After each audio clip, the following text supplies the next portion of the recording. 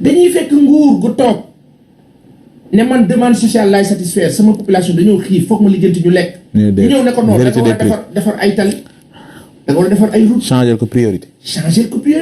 ne ko non courant bi li nga bëgg pour satisfaire population yi mënut a nekk il faut nga demee sens bi na gaa yi takk ceinture bi. te loolu xam nañ lu tax ñoom ñu koy def ñun ñu des ca.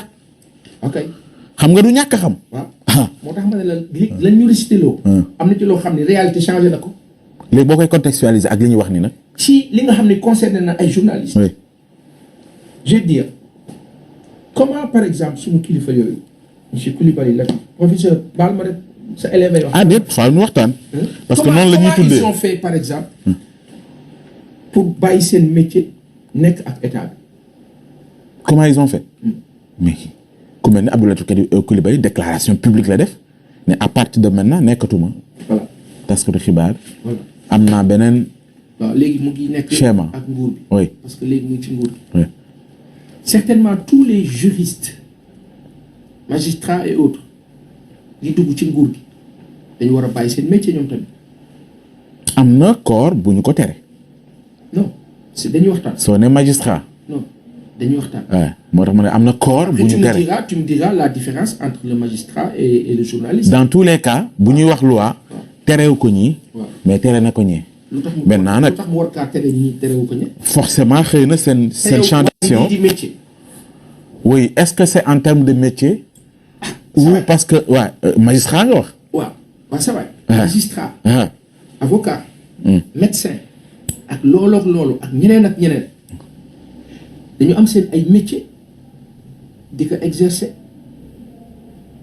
est-ce que aujourd'hui je pose la question autrement est-ce que quelqu'un peut me dire ce pourquoi ou le pourquoi mon professeur Abdou Latif Coulibaly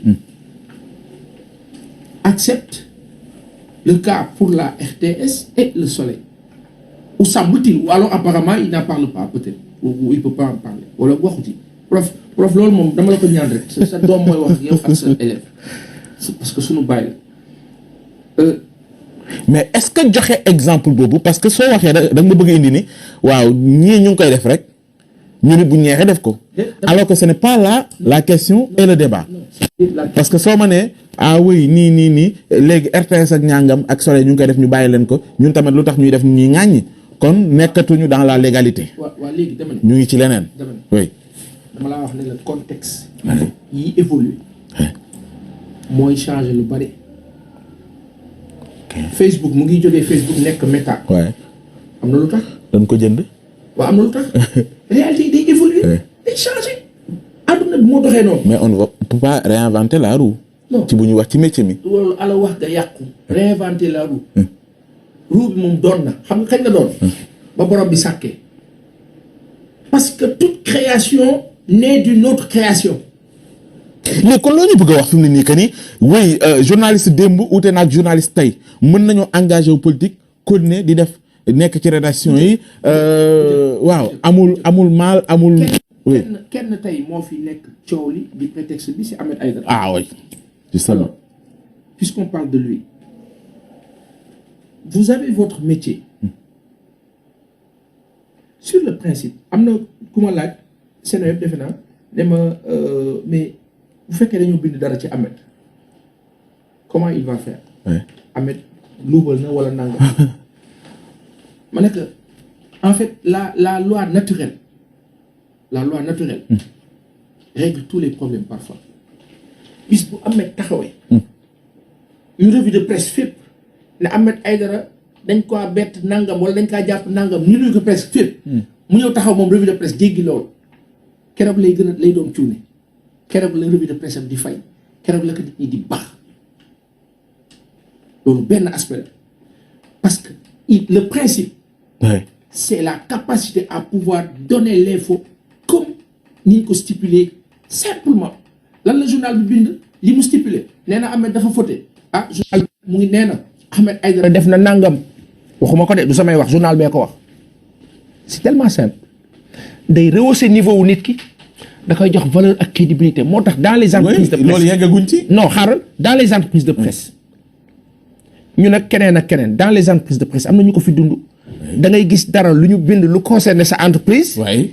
nga wax ka ñu ne la non lii waroo ko wax parce que suñu entreprise la. te journal bi bind plus sax duñ ko waxati. waaw te journal bi bind ko. te pourtant bu dee ñeneen ñi ñu wax ko foofu la mal bi nekk.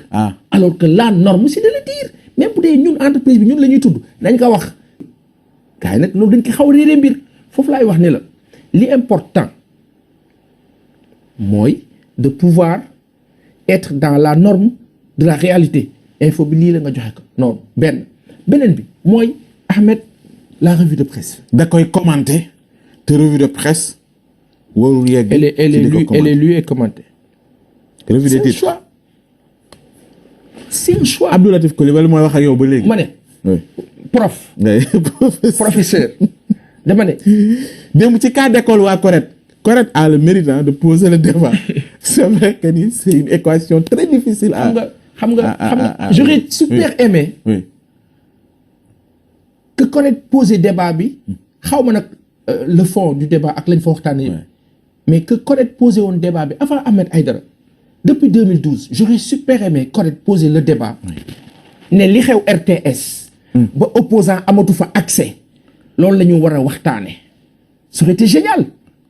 je les adore Correct. Mamadou Thior et toute son équipe ñoom Bakary Domingo Mané kilifa yooyu sunu mag yooyu ñoom ñoo doon sunu ay mag alisi ñooñu Bakary Domingo Mané exactement nekkoon suñu professeur exactement ñooñu sawaay ñooñu nit yi baax nag humainement vraiment des gens bien mais j'ai envie parce que xam nga waxtaan sawaay dafa lalu rek ci la leer ak la dëggu boo nekkee ci organisation ne kii yow waroo arrêtel waroo bu keneen ki defee ne ko arrêté mais dès lors que le jeu est faussé en amont en aval on subit les conséquences. lan la mooy Racine Talla. non dama lay wax benn affaire dama ne la Correct.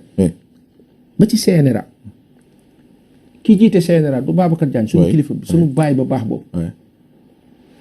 moom ba muy nekk RTS pourtant opposants yi daan nañ fa jàll. il y avait de grandes émissions de grands débats. Pluriel par exemple. Il y a une image de Abdourahim Agne et des autres qui me reviennent, machallah.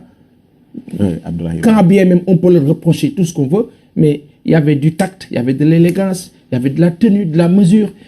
C'était joyeux de les regarder. Mais ça, on l'a perdu. RTS, vous allez à Ziguinchor. Le maire de Ziguinchor s'appelle Ousmane Sonko. Vous parlez de la région. Vous parlez de la ville. L'information concerne au premier niveau, le 3 avril.